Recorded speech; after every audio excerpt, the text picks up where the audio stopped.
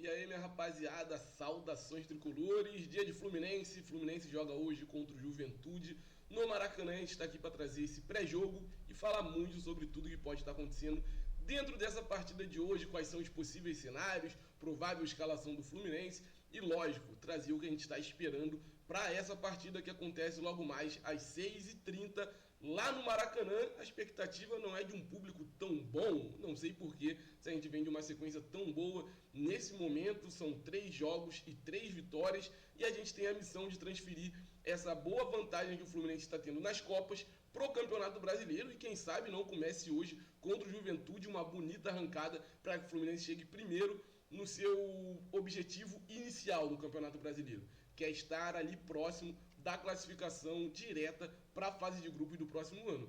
E assim, quem sabe o Fluminense não consiga mais à frente começar a vislumbrar ou imaginar título também dentro do Campeonato Brasileiro. A gente sabe que está no começo da competição, só que a distância está um pouco grande já. O Fluminense tem alguns jogos, alguns pontos para tirar de diferença e hoje contra o Juventude o Fluminense tem tudo para começar essa arrancada com o pé direito. No histórico do confronto recente de 2005 para cá, o Fluminense não sabe o que é perder para o Juventude como mandante. Todas as vezes de 2005 para cá, onde o Fluminense mandou os seus jogos contra o Juventude, o Fluminense acabou vencendo ou empatando a partida. Então o histórico joga muito a favor do nosso tricolor e a gente está torcendo para que esse histórico seja mantido, porque assim a gente sabe que o Fluminense, pelo menos nessa rodada, consegue sair de forma tranquila da zona de rebaixamento. Antes da gente passar para todo o conteúdo que a gente tem para trazer para vocês, peço para você que está aí do outro lado, que ainda não é inscrito aqui no Quintal Tricolor, se inscreve, deixa a sua inscrição aí que é muito importante, compartilhe o nosso conteúdo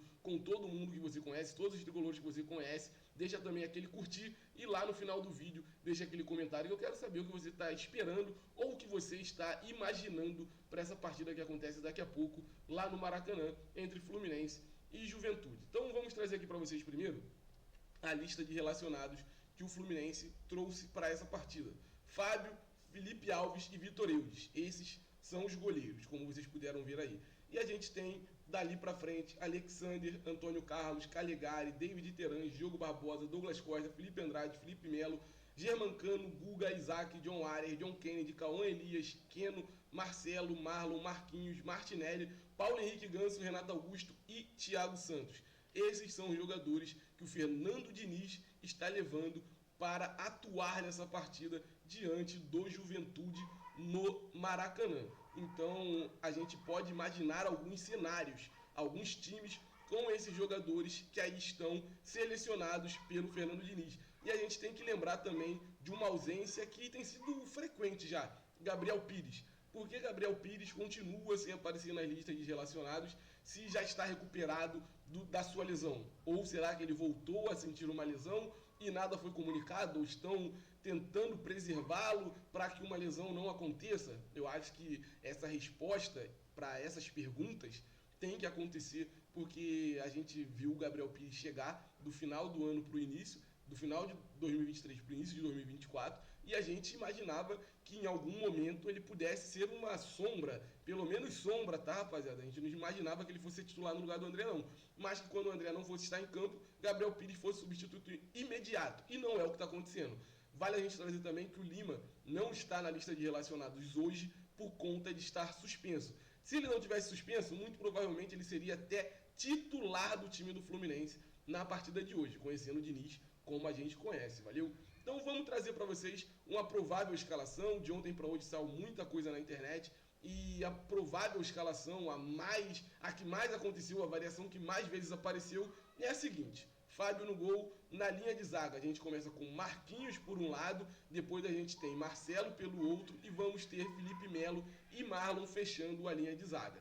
No meio de campo, Martinelli retorna à função de primeiro volante ao lado de Alexander, que fica com a vaga de Lima, que está suspenso. À frente dos dois, a gente vai ter Paulo Henrique Ganso e no trio de ataque, aquele que a gente já está acostumado: Keno pela esquerda, John Arias pela direita e Germancano como nosso centroavante, o nosso camisa 14, que a gente tem a expectativa e a esperança que volte a marcar os seus gols e, por que não, hoje contra o Juventude. Geralmente eu falo sobre placares elásticos, atuações brilhantes do Fluminense.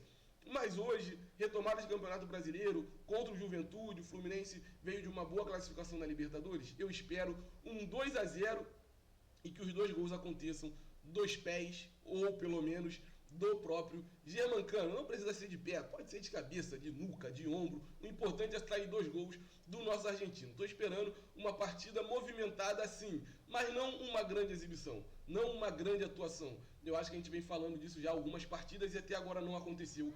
Eu não acho que hoje contra o Juventude seja o dia que isso vá acontecer. Mas espero sim uma boa vitória do nosso tricolor.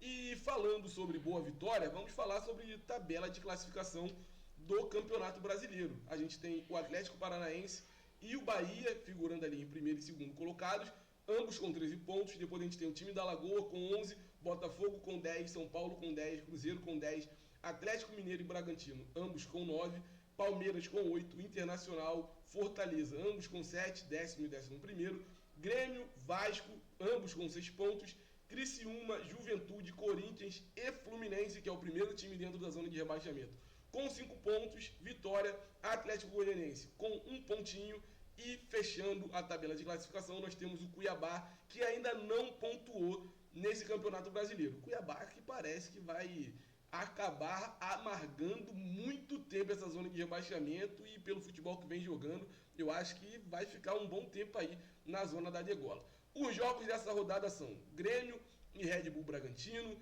Vitória e Atlético Goianiense, Fluminense e Juventude, Cuiabá e Internacional, todos esses que eu falei no dia de hoje.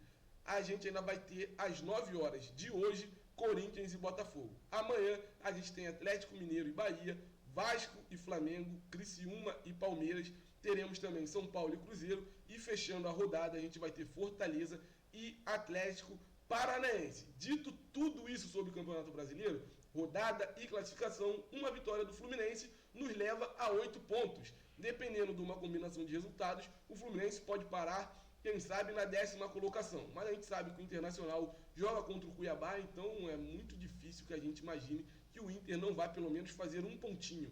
Então o Fluminense pode parar, quem sabe, na 11ª colocação ou na 10ª, se o Internacional colaborar e acabar perdendo para o Cuiabá. Então a gente tinha esses cenários para trazer de Campeonato Brasileiro, a gente tinha um pouquinho para falar sobre a partida e a gente está torcendo muito por uma vitória. Estaremos no Maracanã logo mais. Hoje vou levar a cria para o jogo, finalmente consegui. Então hoje a gente vai para o Maracanã. Espero que o público seja melhor do que o que vem aparecendo, porque até agora o Fluminense vendeu muito pouco ingresso para essa partida que acontece daqui a pouquinho lá no Maracanã.